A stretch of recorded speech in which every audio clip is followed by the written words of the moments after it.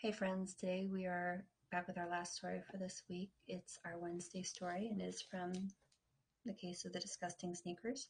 And it is actually the story of the disgusting sneakers. So I don't know how many of you have a pair of disgusting sneakers or tennis shoes or flip-flops at home that mom or dad don't even want in the house. I know a few of my children have a couple that, ooh, they're not good. So, are you ready to be good detectives today? All right, my friends, let's get started. On the day of the disgusting sneaker contest, Phoebe Eastwood, last year's champion, walked into the Brown Detective Agency. She had on shoes. Encyclopedia immediately knew something was afoot. All year, Phoebe had prepared for the defense of her title by wearing the same pair of sneakers. She had them in really disgusting shape. "I want to hire you," she said, laying 25 cents on a gas can beside Encyclopedia. "Some girl swiped my right sneaker." Now, as bad as her left sneaker was, her right sneaker was worse. It had two large holes in the front.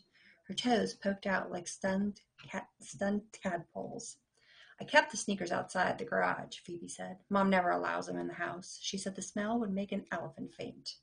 All at once, Encyclopedia wished he were somewhere else, like somersaulting down a ski jump. "Go on," he said bravely. "An hour ago I was sitting in the garage clipping my toenails, the ones that show through the right sneaker," Phoebe said. "The door was open and I noticed a girl running across my yard." "Who was it?" Sally asked. "I only saw her back," said Phoebe, "but she was carrying my sneaker." "Whoever stole your sneaker wants to stop you from winning again," Sally said. "That means she's in the disgusting sneaker contest herself." "Then go out to South Park and watch the contest," Phoebe urged. "Maybe you can spot the thief." Encyclopedia cared less than zero about getting up close and personal with the rottenest sneakers in Idaville, but duty called. As they biked to South Park, Phoebe told the detectives all about the disgusting sneaker contest. The event raised money for charity through entrance fees and sponsors. There were only two rules. Sneakers had to belong to the child whose feet were in them, and the damage couldn't be caused by anything but natural and normal wear. "The judges grade the sneakers on a scale of 1 to 20, Phoebe said. "They look at the eyelets, the tongues, the heels, the soles, and the overall condition." The judging had begun when they reached South Park. Ann Little, Phoebe's classmate, hurried over to her. "I was getting worried," Ann said. "I thought something happened to you." "Something did," Phoebe replied sadly. "Someone stole my right sneaker while I was clipping my nails." "I don't see Bugs Meany," Sally remarked, glancing around. "He's been bragging all week that he's a shoo-in." "Bugs was thrown out on his ear," Anne answered happily. "He beat up his sneakers with an electric weed whacker, and he didn't fool the judges." "Have you been judged?" Phoebe asked. "At the moment I'm in the lead," Anne said, "but Stinky Redmond and Tessie Bottoms and a lot of others haven't had their turn." "Tessie's just been called," Sally said. Tessie, an eighth grader, strutted up confidently. She removed both sneakers and laid them on the table in front of the judges. All the judges wore rubber gloves for protection. They picked up each sneaker and examined it at arm's length. Tessie received 17 points, putting her in the lead. She paraded over to Phoebe. "Top that, kiddo," she gloated. "Knock it off, Tessie," Anne said. "Phoebe's not in the contest this year. Someone stole her right sneaker while she was clipping her toenails." "If she ever learns what socks are for, she wouldn't have to worry about her toenails," Tessie said. Suddenly there was a big fuss by the table. Mrs. Carstairs, one of the judges, had swooned and couldn't continue. "You've got to smell this contest to believe it," she muttered as she was helped away. "I should have brought a mask."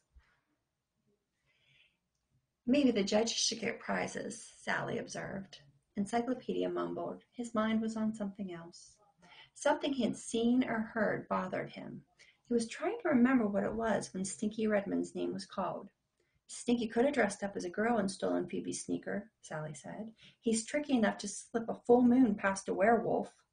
Stinky wore black and white jogging sneakers. He laid them on the judge's table and looked at Tessie. "Did you see that?" Phoebe exclaimed. "He looked at Tessie as if she were his biggest rival, not me. He knows I can't defeat him because I only have one sneaker." "Phoebe's right," Anne said. "Stinky gave himself away. He's the thief." "Someone ought to wrinkle his chin," Sally said. "Wait," Encyclopedia cautioned he was still trying to remember. The winners were announced at 3 o'clock. Stinky won. Tessie finished second. Sally and Phoebe and Anne cheered an instant later. Anne had taken third.